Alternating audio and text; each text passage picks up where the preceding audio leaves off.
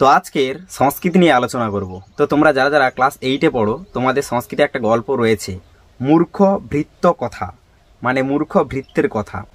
এটা হচ্ছে তোমার রাজা আর বানরকে নিয়ে, আর একটা মাছি, ঠিক আছে, মানে মক্ষিকা।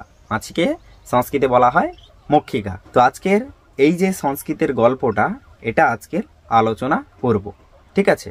তো আমি হচ্ছে প্রত্যেকটা ওয়ার্ডের মানে পড়ে তোমাদেরকে বলবো, আর তার সঙ্গে সঙ্গে উত্তরও তোমাদের বলে দেব, ঠিক আছে। তো মূর্খ ভৃত্য কথা, মূর্খ ভৃত্যের কথা। কস্মিংশ্চিদ মানে কোনো এক, দেশে মানে দেশে, কশ্চিত মানে কোনো এক, রাজা মানে রাজা, আসিত মানে ছিল, কোনো এক দেশে কোনো এক রাজা ছিল।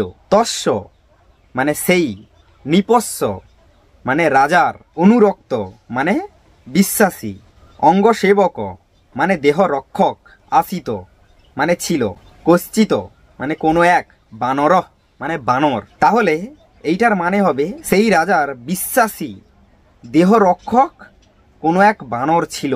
স মানে সে, অতীব মানে খুবই, প্রভুভক্ত মানে প্রভুভক্ত, আসিত মানে ছিল, মানে সে খুবই প্রভুভক্ত ছিল। স মানে সে, সর্বদা মানে সব সময়, নিপং মানে রাজার, নিকষা মানে নিকটে বা কাছে, স্থিত্তা মানে থেকে, তং মানে তার, রাজানং মানে রাজার, সেবতে স্ম মানে সেবা করত। তাহলে এটার মানে কি হবে না, সে সব সময় রাজার কাছে থেকে রাজার সেবা করত।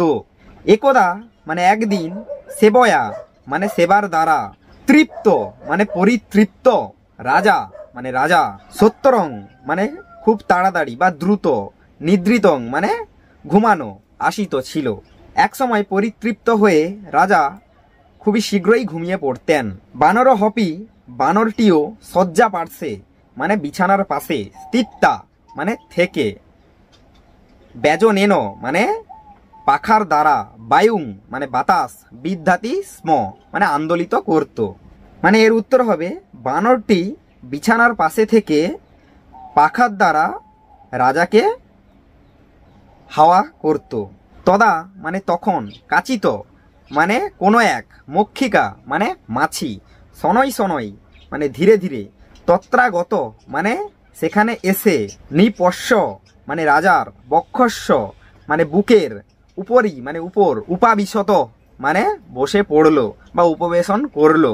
তাহলে এর মানেটা কি হবে, যে তখন রাজার বুকের ওপর ধীরে ধীরে কোনো একটা মাছি এসে বসে পড়লো। তাহলে তখন কোনো এক মাছি ধীরে ধীরে সেখানে এসে রাজার বুকের ওপর বসে পড়লো। বানর মানে বানর, পুরত মানে সামনে, মক্ষিকাং মানে মাছিটি, দৃষ্টা মানে দেখে, ব্যজনেন মানে পাখার দ্বারা, তাং মানে তাকে, নিবারয়তি স্ম মানে নিবারণ করলো। বানরটি পাখার দ্বারা সেই মাছিটিকে তাড়ানোর চেষ্টা করলো। তথাপি তবুও মক্ষিকা মাছি পুনঃ পুনঃ বারবার, পুনঃ পুনঃ মানে বারবার, তত্রৈব মানে সেখানেই, আগত্য মানে এসে, উপবিষ্টা মানে বসলো, তবুও মাছি বারবার সেখানে এসে বসলো।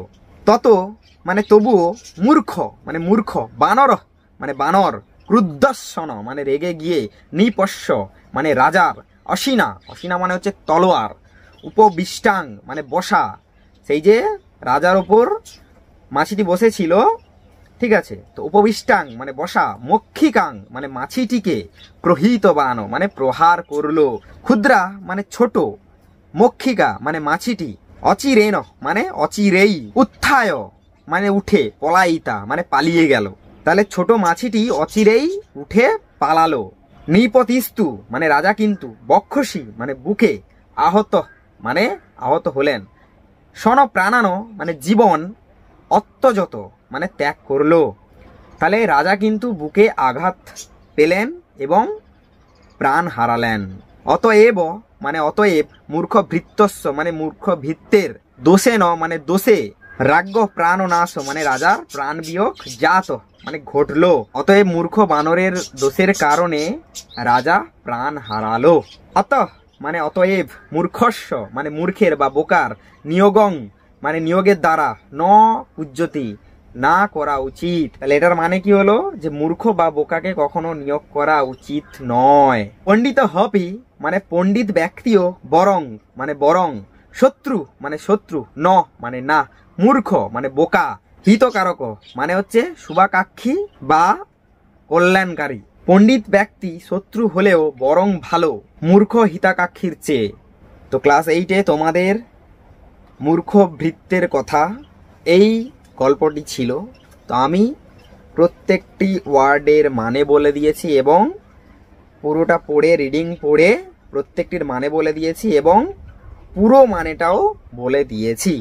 ঠিক আছে, তো আজকের প্রথম এই গল্পটা আলোচনা করলাম। ধীরে ধীরে ধীরে ধীরে তোমাদের আরও ভালো করে বোঝানোর চেষ্টা করব। ঠিক আছে, এটা হচ্ছে প্রথম গল্প তোমাদেরকে বোঝালাম। পরপর পরপর ক্লাস 7-এর সংস্কৃত, 8-এর সংস্কৃত, সমস্ত কবিতা, গল্প সব তোমাদেরকে বোঝানোর চেষ্টা করব। প্লাস হচ্ছে সংস্কৃতে তোমরা বাংলা থেকে সংস্কৃতে কিভাবে অনুবাদ করবে বা সংস্কৃত থেকে কিভাবে বাংলায় অনুবাদ করবে, তো তারপর তোমাদের ব্যাকরণ বইও আলোচনা করে দেব। ঠিক আছে, তো আজকের প্রথম এই যে গল্পটা, এই গল্পটা তোমাদের আলোচনা করে দিলাম। তো তোমরা কেমন বুঝতে পেরেছো কমেন্ট করে জানিও। আর আজকের এই যে প্রথম যে আলোচনাটা করলাম, ধীরে ধীরে তোমাদের ভালো করে বোঝানোর আরও চেষ্টা করব। ঠিক আছে, এটা আমার প্রথম ক্লাস, আমি শুরু করছি। ঠিক আছে, তো পরে পরে পরে পরে আরও সব বিষয়গুলো আলোচনা করে দেব। ঠিক আছে।